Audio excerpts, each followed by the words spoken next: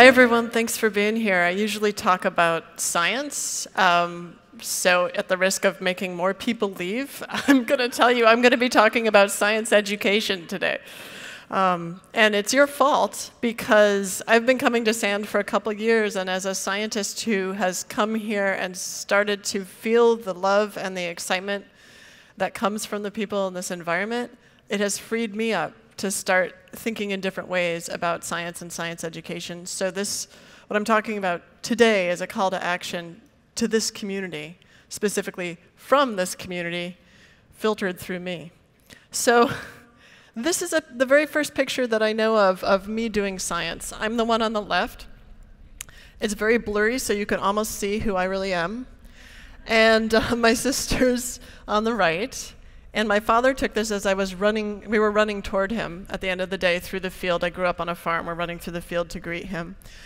And, but I'm doing science. I know that because every time when I was that age, every time I would run with a jacket on, I was working on flying. And I would hold it in different ways. You can see I've got it like this and kind of falling off. It's to try to figure out the correct way so that I could fly. And to me, that's what science was. So to me, my father was is a theoretical physicist, but when I was growing up, he was completely debilitated by obsessive compulsive disorder. So he got fired from several jobs because for hours and hours every day, he would try to line up his shirt sleeves, or he'd be washing his hands or trying to tie his shoes for hours and hours. Completely debilitating, except when I would sit at the dinner table with him, and he would talk about geomagnetic fields or whatever it was he was talking about, he would shift to this completely different state where he was free. He was free in his mind without the distorted wiring of the obsessive compulsive disorder. And so to me, that's what science was. It was a way to make you free and a way to access information that was outside of the information that you had on an everyday basis, and it was a way to interact with nature. It was an interaction. I think this, but maybe it's not true. Let's check with nature. Oh, now we find out that I was wrong, and now we're going to go back. So to me, that's how I learned about science. But it turns out, I'm trying to forward to the next slide. There. It turns out if you take the word science and you stick it into Google Images, let's say you're an alien and you want to know what science is. So this is science. It's colorful, and there's a lot of objects. They're kind of floating around. There's actually one that has people in it, but the people look like they're kind of in a money machine. They're grabbing things that are in the sky. There's no actual relationship between the people and the things of science. There's this huge disconnect, and the reason is because science is actually the thing that goes on inside people. Science is the thing that goes on inside people and their minds as they interact with nature, and you can't draw that. So we start drawing all the stuff. This is a real problem. And to illustrate, I just like to use this great figure that was created by Olivier Brabant. So let's start with mathematics, physics, chemistry, engineering, and technology. The traditional way of treating the universe is that there are these objects and they can have interactions. So we're going to talk and describe. I'm really simplifying here, but biology can include people because they're organisms. So can sociology, anthropology, economics, political science. There doesn't have to be anything inside the organisms, right? But they're interacting, and so you're looking at their interactions. I mean, when I say inside, I mean internal experience. For biology, obviously, there has to be goo inside that you're looking at. Psychology and neuroscience says, okay, there's internal experience inside of people. Let's try to figure it out. And the experience that first started getting looked at was the conscious experience, the supraliminal experience, the experience of everyday consciousness. How do we explain that? Psychology and neuroscience said, well, you know, it turns out there's all this unconscious stuff, this subliminal stuff that's underneath that, that's feeding into our consciousness, that's that's actually shaping what we experience. So let's try to understand that. And you see what's happening here. Some kind of physics, like some kind of weird interpretations of quantum physics, some kinds of interesting psychological results are starting to show us that there's this common ground that underlies everything. There's a common ground that we just heard about the discussion of some unitary concepts that are fundamental. Well, it does seem like there's some kind of common ground that's underlying even the subliminal self that's feeding up. So why am I talking about this in the context of science, technology, engineering, and math STEM education? If you just think about the world as the top, above the subliminal, so everything you have is conscious and the things that we observe at the classical level, you have an experience, although it's false, you have an experience of control. Also, you have no insight. You have no access to the source of insight, which is under that cover. If you want insight, you lose your experience of control. Let me illustrate that with a couple of famous examples. René Descartes. So he brought us the scientific method, which is, I told my husband, my first partner, so he has to move over.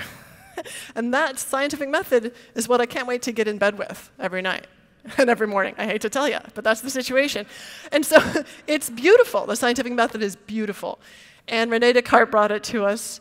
And this is the dream, one of the 3 dreams he credits to bringing this to us. He's walking in an unknown street. He sees some ghosts. He wants to flee, but all of a sudden his right side goes limp. And he only has his left side. He says, the only way I can advance is by moving my left side, right? Well, guess what? The right side, we now know, right? The right side is controlled by the left side of the brain, the left side by the right side of the brain. He didn't know that in 1619, but he did know that the right side is about control, like you were supposed to write with your right hand. He had to lose the control to get to an advance. Then we look at Srinivasa Ramanujan, one of the greatest mathematicians that ever lived, and it's famously known that he attributed his mathematical insights to meeting with Hindu gods and goddesses. He says, while asleep, I had an unusual experience. There was a red screen formed by flowing blood, as it were, and I was observing it. Suddenly, a hand began to write on the screen. His relationship with being out of control is different. Instead of being afraid or ashamed, he says, I became all attention. I'm just completely awareness. And that hand wrote a number of elliptic integrals, and they stuck to my mind. And then as soon as I woke up, I committed them to writing. This happened to him over and over again. His access to insight was incredible. He had no problem losing control. So at the risk of being incredibly grandiose, I'm going to tell you about a dream I had. And just keep in mind that my model is all this stuff is coming up from some fundamental shared information. So it's not like it's anything special about me or René Descartes or Ramanujan, right? So this is my dream. I'm a veterinarian, and this very sad old dog comes in with an owner who's just broken up. And I went on the internet and found this picture, and it matched my dream. And I don't know what to do. I normally give dogs shots and baths. So in the dream, I think I'll give the dog a shot and a bath. But this dog was so pitiable. I sat down next to it. I was just petting it and trying to figure out, what do I do with it? And it says to me, my name is Science, and my elbows hurt. But you know what? I feel better when I shake my paws. And the way it would shake its paws was unbelievable, like a ballerina, like an artist, like a symphony conductor.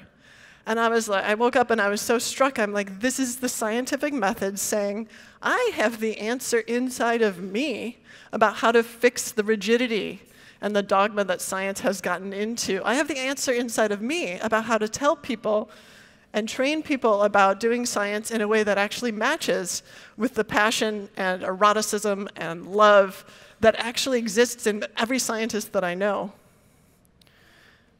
So I'm introducing today Jedi STEM training, science, technology, engineering, and math.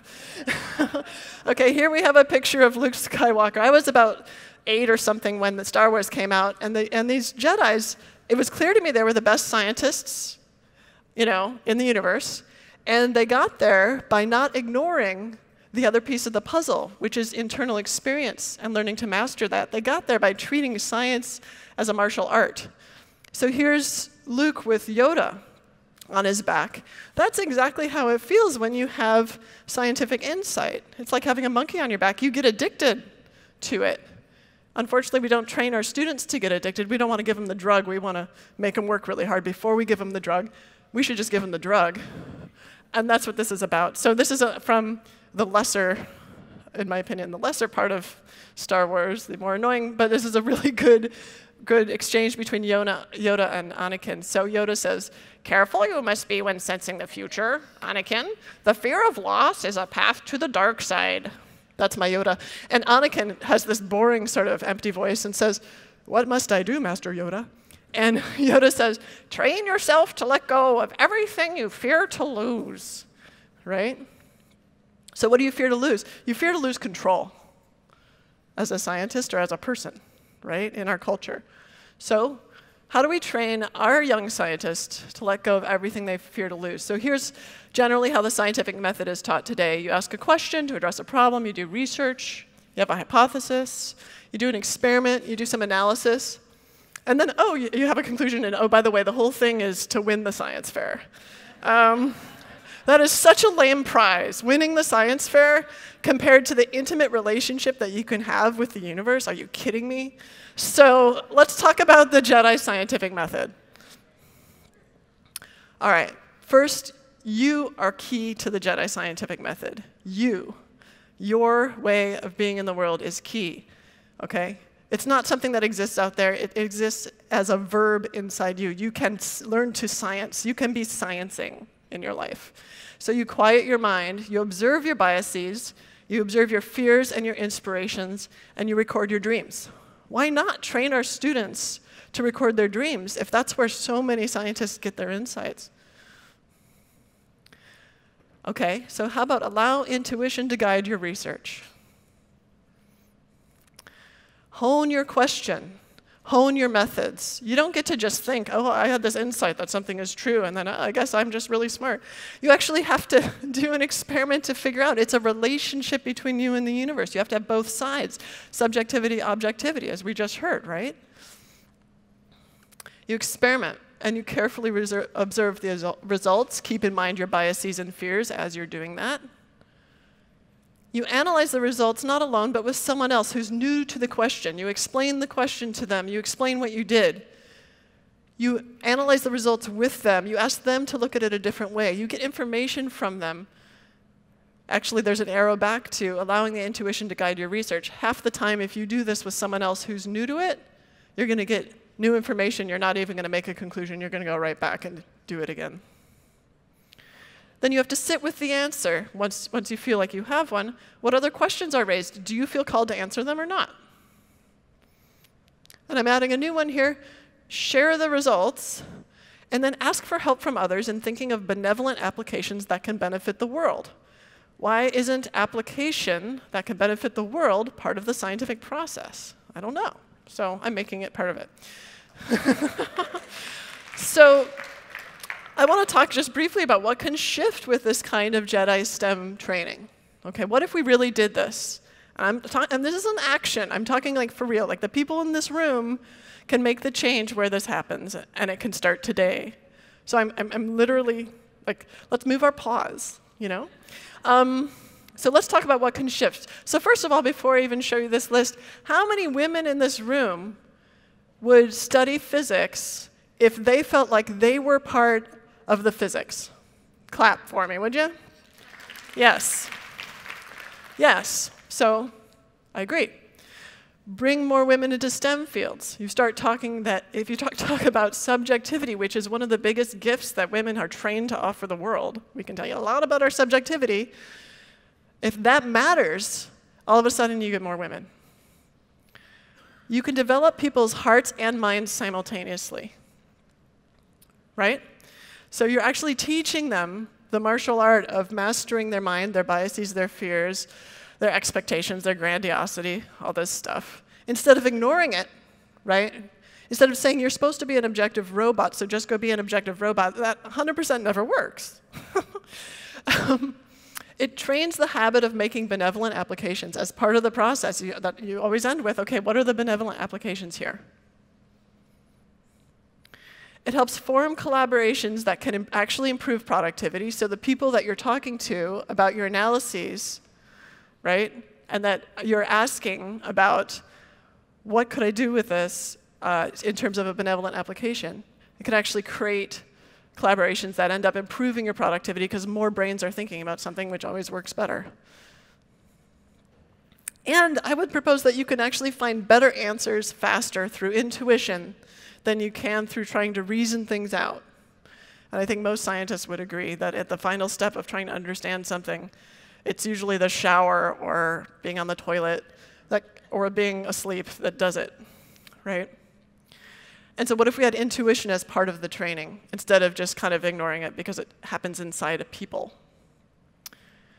So there's actually a couple brave souls here at SAND who are doing this very kind of research about the last piece I mentioned, about using intuition to get information about scientific advances. So there's Bill Kautz here, who did this brilliant paper where he asked a bunch of people who had a good track record for being intuitive. Essentially, he asked a bunch of psychics in the 80s,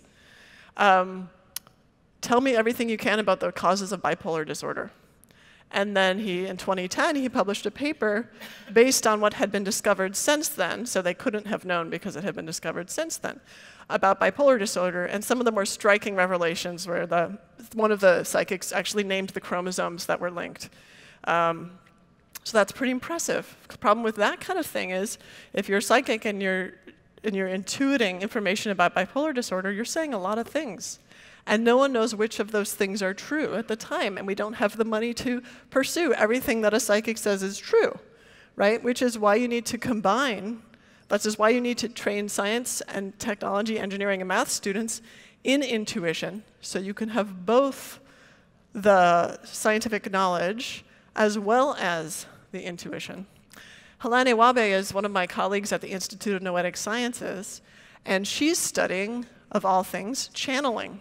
So can channeling give us useful information, perhaps about science? So the other day, she was on the verge of tears talking about why don't we use the access we have to intuitives to actually shift the world and get useful information? Hi, Mikey. Mikey's here. So that speaks to this point about better, faster information through intuition. So what would a scientific or lab notebook look like in this model of Jedi STEM education? On the left, we would make sure, we have an image of a regular lab notebook. We would record our observations and try to be as unbiased as possible about them, right? On the right, we'd have also part of the lab notebook. We have an image of, okay, so we have, what are my biases? Well, I want the experiment to work, and if it does, I'll be famous, right? Let's just write that down. Right? What are our fears? Well, if it doesn't work, then I'm going to be embarrassed and kind of ashamed, right? What about my inspirations? Well, I could really solve an important problem here by doing this. And what's the way forward? Well, I'm going to talk to other people. I'm going to follow my intuition. I'm going to listen to my non-conscious processing. And what do I need to do? I need to call a couple other scientists. I have to get the equipment, and I got to go. I got to get going. Okay? So that's the kind of science notebook that people ought to be keeping to acknowledge their humanity and the reality of their subjective experience. This is what a science classroom in middle school looks like now. So there's a bunch of multicolored things. There's something about science that makes people want it to be multicolored, which is great. They're trying to make it energized and exciting, but you have no idea there's no centeredness. It's sort of like science is a bunch of facts that are on the wall, which is false. So what if it looked like this also, right? So what if this was part of doing science, getting centered, finding out what's true for you, and then using yourself as a tool that's really well trained and is aware. So just some background, 3 books on this related to this topic: Transcendent Mind, which just came out from the American Psychological Association, and wrote with Imants Baruss, Rethinking the Science of Consciousness. That's their first textbook that comes from a post-materialist standpoint. We have a whole chapter in there, chapter 7, that I wrote primarily, and it's devoted to these kind of ideas. Unfolding, the perpetual science of your soul's work, which is taking the scientific method and applying it to yourself. And Imants, my co-author, wrote Science as a Spiritual Practice, taking spirituality and applying it to science. So those are likely of interest. I want to thank you. If there's anyone in this room who would like to join me in working towards Jedi STEM training in public schools, I would love it. please contact me at jmossbridge@noetic.org. I am a great visionary and a crappy strategist, so I don't know how to get things done except for to talk about the vision I have. But there's someone in this room, or more than one person, who actually would look at this and say, yeah, I want to be involved, and I'm going to contact her, and we're going to work on this. So thank you in advance for doing that.